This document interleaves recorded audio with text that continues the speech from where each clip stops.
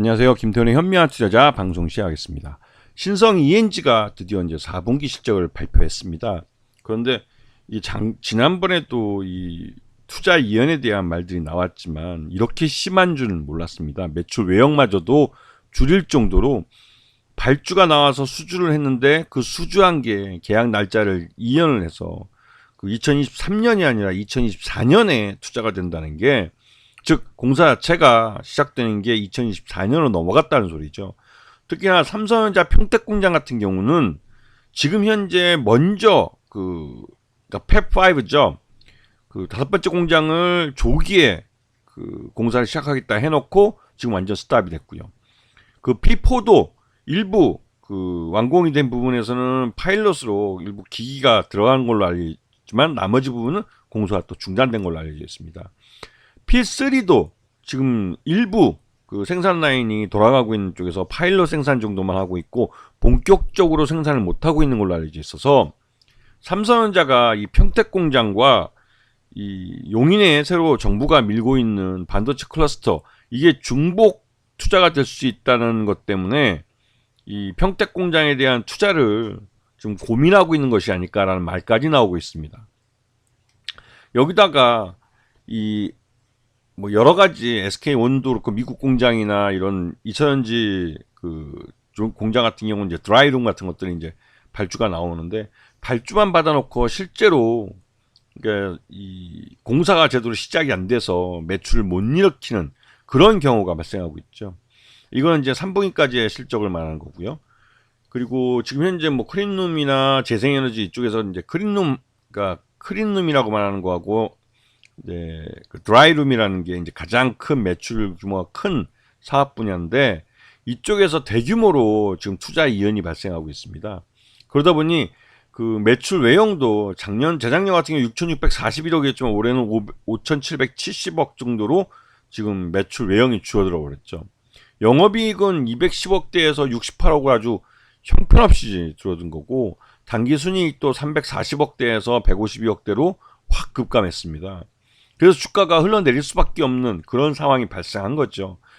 지금 전국적으로 국내에 LG 디스플레이나 삼성, 특히 삼성 평택 공장 같은 게 가장 규모가 큰 그 사업지인데, 이런데 삼성이 이 반도체 분야에 대해서 공급 과잉에 대한 이 우려 때문에도 여전히 이제 재고를 좀 줄이려고 생산 자체를 줄이고 있는데, 이 평택 공장에 대한 공장 그 건설 자체를 지금 중단한 상태입니다. 그렇게 알려지면서 이게 솔직히 말씀드려서 그 신성 ENG에게는 발주만 받아놓고 공사를 하지 못해서 이 매출이 발생하지 않는 그런 상황이 벌어지고 있는 거죠. 이 여기뿐만 아니라 이 SK 하이닉스도 그렇고 LG 엔솔도 마찬가지로 지금 이런 투자 이연이 계속 발생하고 있는 상황이죠.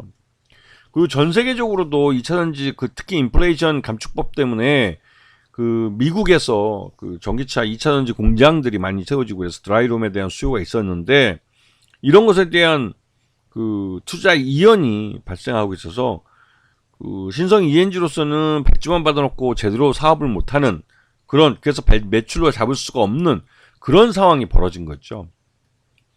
그리고 지금 최대주 지분이 지난번에도 말씀드렸지만 20.81%로 그렇게 높지 않은 상황이기 때문에 이 신성 ENG 같은 경우는 그 실적이 나오는 대로 자사 취득과 소각을 할 가능성이 큽니다.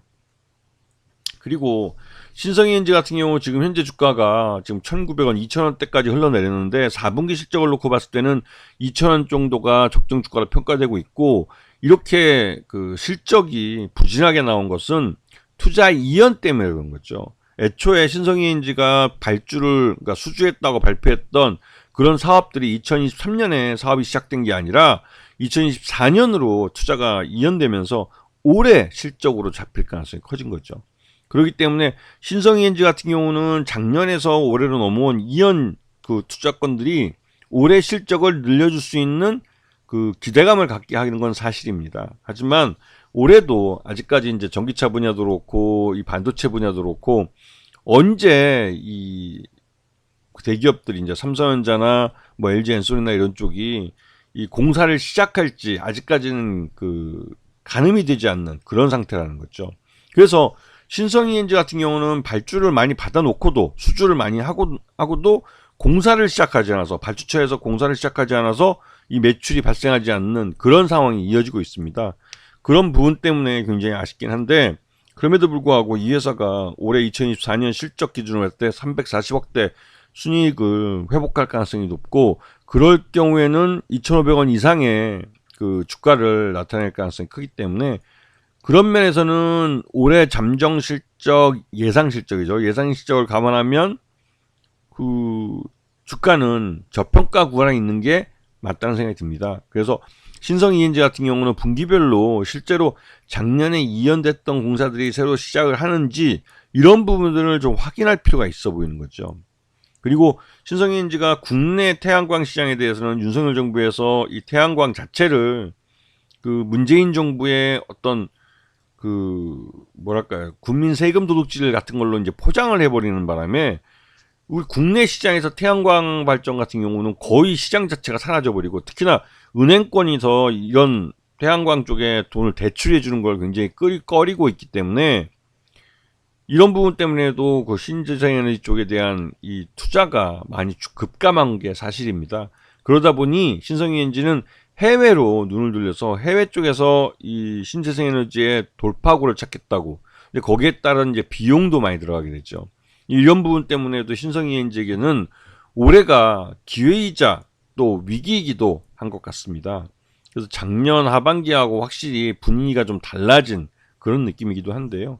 최근 들어서 이제 실적 2024년 실적을 갖고 봤을 때 확실히 그러니까 투자 이연 그 삼성전자나 LG엔솔이나 이런 대기업들이 투자 이연을 한 게 확인이 되고 있기 때문에 이에 대해서 말 그대로 그 시장의 어떤 변화 조짐이나 이런 것들을 체크해 보면서 그 투자할 기회를 찾아보는 게 좋을 것 같다는 생각이 듭니다. 자, 오늘 방송 여기서 마치겠습니다. 감사합니다.